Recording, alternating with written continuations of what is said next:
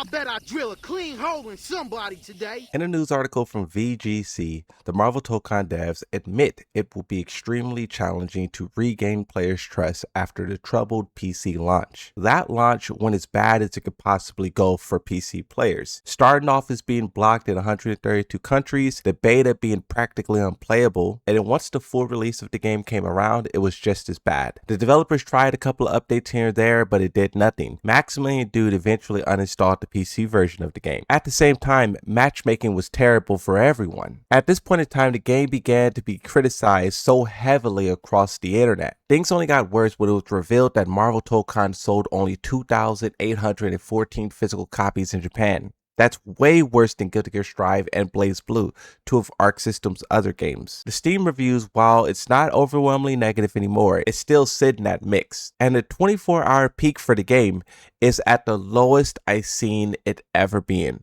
4,008 players. There was even a recent report that said that Marvel Tokon runs better on the cracked version than the actual PC version of the game. So it was not pretty for Marvel Tokon, not pretty at all. And with 2xKO dying just a couple of days ago, they have no more time to waste. One thing about Marvel Tokon is that they are lucky. You see multiple different reports that speaks of how big the PlayStation player base is for that game, and honestly it seems like that's where the true majority is coming from. So the fact that the game is only affecting the minority of players, it's not like a complete catastrophe, but still, this conversation is dominating the entire timeline, which is resulting in a news article we're going to be reading right now. When we look at other games that get controversy, whether it be on a big scale or just on a local level, you see that new or casual players hear about how problematic the game is and they stay far away from it. Tekken 8 is an example of that. Even though the PC version of the game is the only thing that's really broken, I'm sure there's multiple people out there on Twitter, Facebook, TikTok, whatever,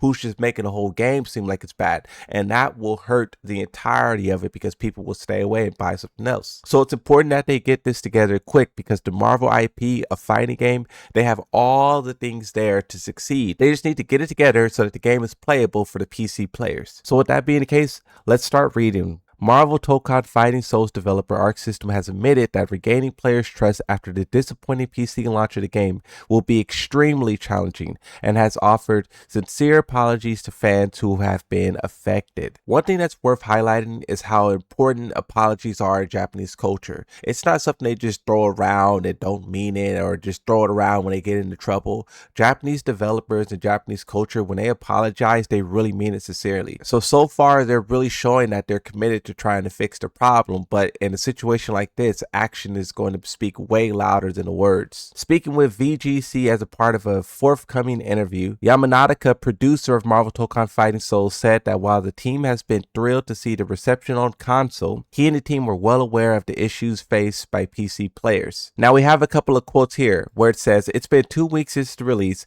and we're very appreciative to see that there's been quite a positive reception from the players in regards to the game's content itself, where we see the core fighting game player audience. They're playing matches every day, and they're in training modes, they're coming up with new combos, and we can see them posting those on social media." The social media presence for Marvel Tokon was absolutely amazing, and every single time some new information or a new discovery is made, it's posted to the internet and it gets thousands of likes, millions of views. So they have some serious power here. They just have to get the problems under control. The producer goes on to say, "However, at the same time, unfortunately, in the PC version of the game, there have been in-game issues experienced by many players, which we really apologize to the player base for all these problems. Currently, the team is working hard on fixing these issues, and we've now released 2 urgent patches. The CPU processing load has been greatly improved now as the latest patch. However, the team is still hard at work to continue working on resolving remaining issues." The VGC news article, they even note the mixed reception on Steam, with just 47% of English language reviews given a positive recommendation. And for those of you who don't know, the majority of the player base for this game is actually from NA, is actually English, is actually obviously the Americans. So with this game, they're really going to have to listen to that audience and make sure that they're happy, because they are the majority. And this is why we see these opinions being echoed so loudly, because some of the biggest content creators for the FGC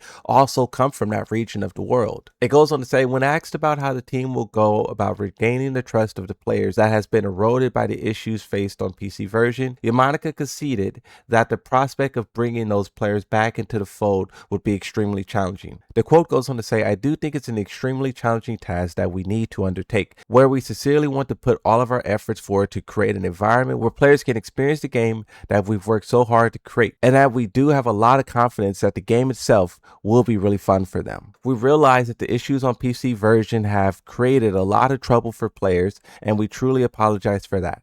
But we can promise that we are continually working very hard on improvements for future, and we hope that players will stick with us and keep creating more excitement for Marvel Tokon. Before we read the rest, what I will say is one opportunity for them to make a big splash and bring more players in is obviously DLC. They announced some cool DLC character and at the same time ensure that the game is running and working, and they will find great success. The Marvel IP will definitely give them the opportunity to bring back players in huge droves. They just have to make sure the game is playable at that point in time. The producer adds, I would like to just say that I truly appreciate every single player who purchased the game around the launch, and to some players on the PC version who were kind enough to purchase the game, but then they experienced these issues and were unable to play the game in its best way, and maybe left the game for a moment or even refunded it. I would like to express my sincere apologies for all the issues that they've experienced. I do feel that it will not be an easy task to regain the trust that we've lost from this. However, this is the issue that we're facing head on,